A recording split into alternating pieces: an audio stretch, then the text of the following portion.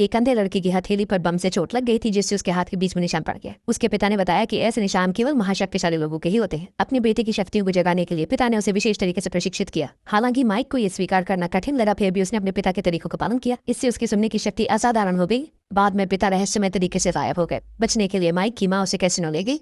आसान रोशनी की आवाज का उपयोग करके वो सटीक संख्या बता सकता था। उसकी अद्भुत सुनने की क्षमता के कारण उन्होंने बहुत पैसा कमाया। रात में कमाई का बंटवारा करते समय माइक की माँ ने जानबूझकर अपने हिस्से से अधिक लिए। हालांकि माइक देख नहीं सकता था, लेकिन उसकी सुनने की शक्ति ने उसे बताया कि उसका हिस्सा कम है। अपनी माँ के अनुरोध के बाद भी उसने अपनी माँ से बहस नहीं की।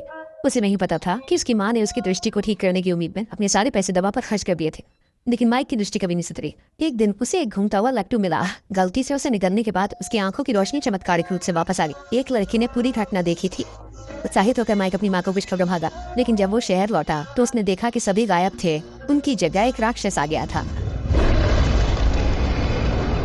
सौभाग्य से कुछ महाशक्तिशाली व्यक्ति वहां पहुंचे और उसे बचा लिया। अपनी माँ की सुरक्षा के डर से माइक घर वापस भागा, लेकिन घर खंडहर में था। उसे लगा कि उसकी माँ को राक्षस ने खा लिया है। जब वो दुखी था तो एक लड़की आई। उसने उसकी माँ को खोजने में मदद करने का वादा पाला कि उसने माइक से कहा कि उसे लट्टू उसे वापस करना होगा। हालांकि उसे वापस करने से वो फिर से अपनी दृष्टि खो सकता था। माइक मान ली।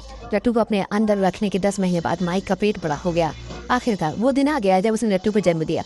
लड़की लट्टू लेकर उसे एक घाटी में ले गई। घाटी में कई राक्षस बंद थे। लड़की ने माइक को बताया कि उसकी माँ में से ये पता चला कि माइक की माँ ने उसके अंधेपन को ठीक करने के लिए एक राक्षस के साथ सौदा किया था। बदले में वो एक राक्षस बन गई थी। तो उस पल माइक को एहसास हुआ कि शहर में राक्षस उसकी माँ थी। राक्षस माइक पर झपटा, लेकिन केवल ये देखने के लिए कि उसकी